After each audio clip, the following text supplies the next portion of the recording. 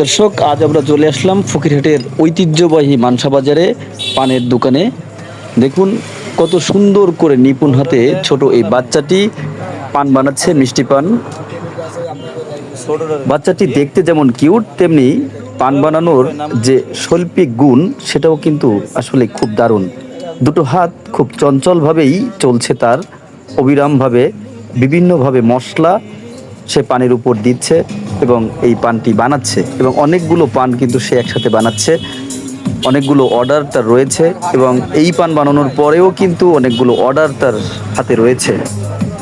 ভাবতে পারেন পড়াশোনা বাদ দিয়ে হয়তো সে পানের দোকানে কাজ করছে, আসলে তা নয়।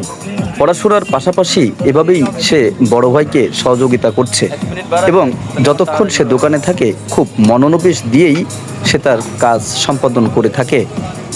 বাচ্চাটি দেখতে যেমন কিউট, তার পানের স্বাদও কিন্তু আসলে অসাধারণ। অনেকেই বলে থাকেন ছোট এই বাচ্চাটির হাতে জাদু আছে। গুণ হয়তো অনেকেরই আছে, কিন্তু শৈল্পিক গুণ কজনেরই বা থাকে। একই ধরনের মশলা আর সরঞ্জামাদি দিয়ে রান্না করলে বাবুর্চি ভেদে অনেক সময় স্বাদের ভিন্নতা থাকে। এটাকে আমাদের গ্রাম্য ভাষায় বলে হাতের যশ। সেই যশওয়ালা হাতের পানের জাদুকর এই ছোট বাচ্চাটি। মানসা বাজারের একদম প্রাণকেন্দ্রে এই দোকানটি অবস্থান।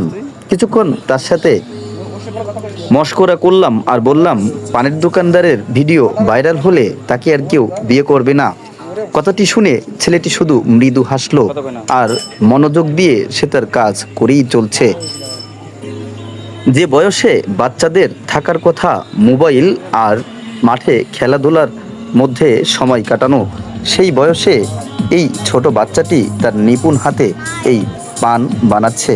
হয়তো একদিন সে ফকিরহাটের পানের জাদুকর হয়ে উঠতে পারে। কোনো বিষয়ে দক্ষ হতে যতটুকু মনোনিবেশ প্রয়োজন, তা যেন সবটুকুই এই ছোট শিশু বাচ্চাটির মধ্যে রয়েছে।